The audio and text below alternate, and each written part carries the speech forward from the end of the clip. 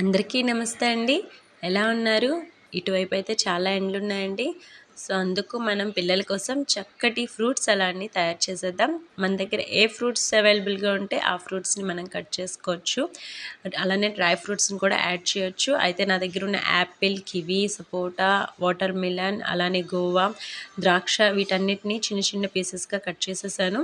మీ దగ్గర ఏ ఫ్రూట్స్ ఉన్నా కూడా అవి కట్ చేసుకోవచ్చు. ఈ వేసవికాలంలో వేగంగా ఫ్రూట్స్ పోతాయి కనుక చక్కగా పోతాయని ముందే మనం అన్నీ తినలేము కనుక ఇలా కట్ చేసేసుకొని సలాడ్‌లో పెడితే ఒక 1, 2 డేస్ వరకు కూడా స్టోర్ ఉంటుంది. ఇంకోటి ఏంటంటే ఇది స్టోర్ ఉంచరు కూడాను. పిల్లలు చక్కగా తినేస్తారు.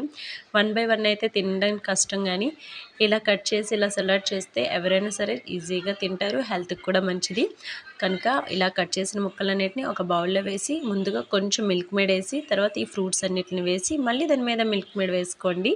ఇలా తినండి, హెల్తీగా ఉండండి. Thank you.